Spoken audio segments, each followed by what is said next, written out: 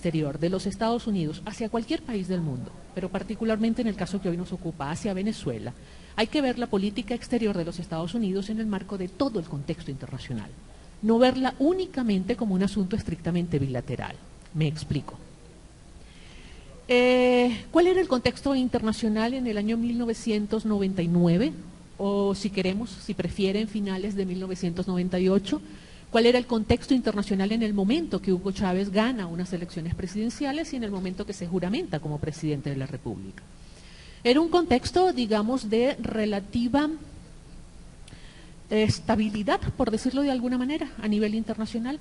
La principal prioridad de los Estados Unidos en esos momentos, por lo menos en nuestra área, en el continente americano y específicamente en América Latina, era garantizarse el suministro de productos básicos fundamentales, como era el caso del petróleo.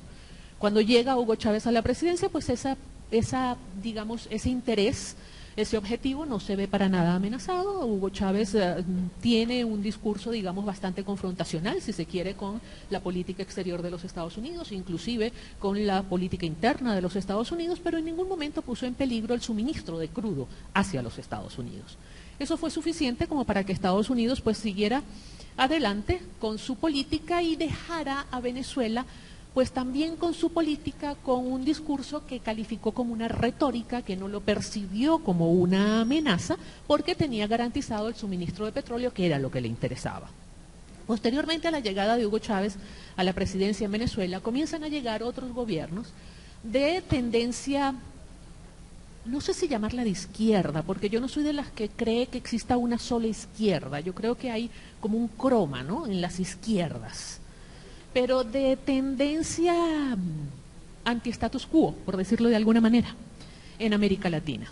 Y cuando eso comienza a suceder, ya la situación de Venezuela comienza a cambiar, porque Venezuela estaba en una situación, si se quiere, de bonanza desde el punto de vista económico, y se comienza a percibir el Producto Interno venezolano, no hablo en economía, hablo de política, por ejemplo, el proyecto revolucionario venezolano, se comienza a percibir como un producto de exportación, que encuentra un territorio, un campo de cultivo extraordinario en muchos países latinoamericanos. La realidad social de los países latinoamericanos para esa época, los primeros años del siglo XXI, pues no era muy diferente a la de Venezuela, así como no lo es ahora tampoco.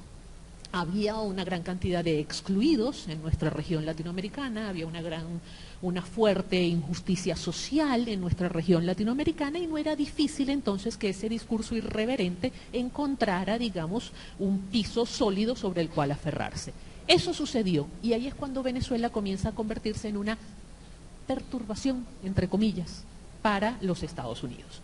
Porque si bien le seguía suministrando el petróleo, pues el producto de exportación estaba teniendo éxito. Se estaba exportando de alguna manera la revolución bolivariana. Y eso sí comienza a generar preocupación.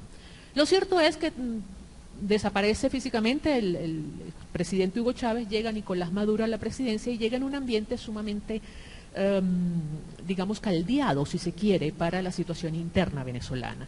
En Venezuela, la polarización se fue afianzando cada vez más.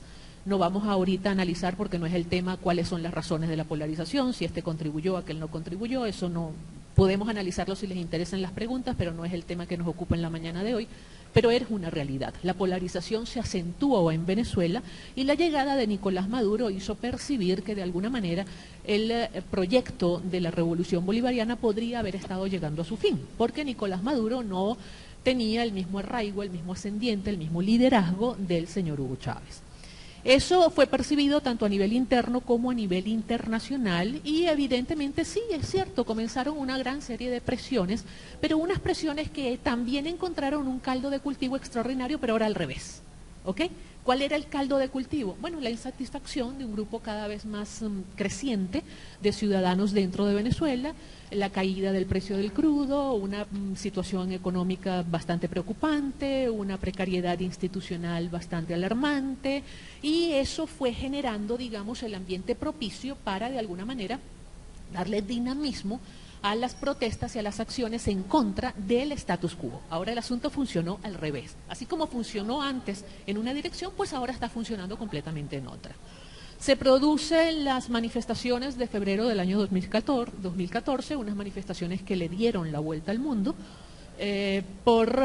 digamos, por una parte, digamos, sí, por la capacidad de comunicación que existe en este siglo XXI. Hoy en día no se puede definitivamente, digamos, comportarse como que si uno está en un cuarto cerrado, con la puerta cerrada y las ventanas cerradas y hace cualquier rubiera allá adentro y la mamá afuera no se entera. El mundo no funciona así. Dios nos agarre confesados a todos. Los que no se hayan confirmado, confírmense, porque la situación puede ser, digamos, un poco más apremiante para el territorio venezolano. Y yo quisiera referirme de una manera muy puntual a algunos ejemplos que, si se quiere, acertadamente manifestó el general, ¿no?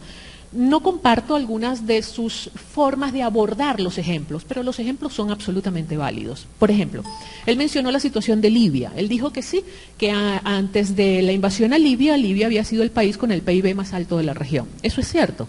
Venezuela no ha sido el país con el PIB más alto de la región en muchos años. O sea que no hay posibilidad de comparación alguna por ahí. El informe en el cual él mencionaba que se anticipaban actividades y protestas, actividades violentas y protestas en Venezuela. El general es hombre de inteligencia, yo también trabajé muchísimos años en inteligencia militar y ese es nuestro trabajo. En inteligencia militar eso es lo que se hace. En inteligencia militar se toman los indicadores y se hace visualización de escenarios y se le da un grado de probabilidad a cada uno de los escenarios. Basta con ver cuál es la situación venezolana para poder decir que se avisoran momentos difíciles y que se avisoran muchas protestas y situaciones violentas. O sea que no necesariamente el que llegue a esa conclusión es porque de alguna manera va a patrocinar ese tipo de hechos. Yo recuerdo que cuando el problema con Collor de Mello en Brasil, yo estaba en inteligencia del ejército y preparé un informe para el comandante general y para el ministro de la Defensa en aquel momento, en donde decía cómo iba a desarrollarse el asunto y qué es lo que iba a pasar con Collor de Mello. Bueno, al transcurrir los hechos y suceder todo lo que sucedió, eso me provocó hasta una condecoración, una serie de cosas, y yo decía, no entendía mucho el porqué de la condecoración, porque yo ni patrociné lo que pasó con Collor de Mello, ni hice ningún esfuerzo de astrología o futurología, no sé cómo se llama eso, simplemente analicé lo que dice la Constitución brasileña, la Constitución Nacional de Brasil, cuál era el paso a seguir en esas circunstancias, y bueno, llegué a la conclusión que llegué, que fue efectivamente todo lo que sucedió. Eso es lo que hacen definitivamente los organismos de inteligencia. La preocupación por el tema de Rusia, Irán, China y Venezuela es una preocupación que no solamente la tiene Estados Unidos, la tiene también la Unión Europea. La Unión Europea ha visto con muchísima preocupación el incremento de la presencia china en toda América Latina, no solamente en Venezuela, el movimiento de capitales de China hacia América Latina, porque la historia ha demostrado que normalmente China no solamente traslada capitales, China traslada cultura, China traslada otros intereses que van mucho más allá de los capitales. Y si no, veamos cualquier comunidad china. La cultura china es sumamente rica, muy rica, es muy rica, no de sabrosa, rica policromática, por decirlo de alguna manera, ¿ok?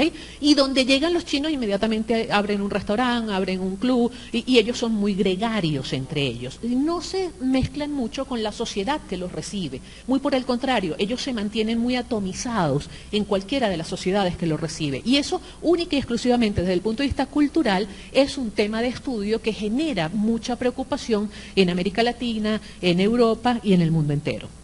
El tema de Irán.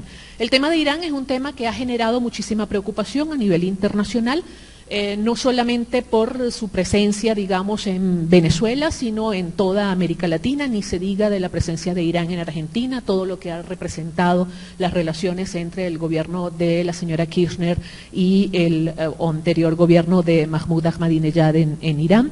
El tema de Rusia es un tema que también preocupa por la presencia de armas rusas cada vez con más fuerza dentro de América Latina. Y aquí yo quisiera, si me lo permiten, hacerles una confesión. Yo quisiera un Estado venezolano.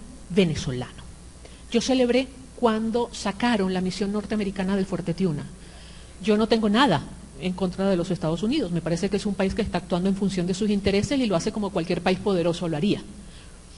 Pero no entendí nunca, aún trabajando en Fuerte Tiuna, por qué tenía que estar la misión militar de los Estados Unidos dentro de Fuerte Tiuna. Eso me parecía una aberración. Así como hoy en día me parece una aberración que haya gente de otras nacionalidades dentro de Fuerte Tiuna, que haya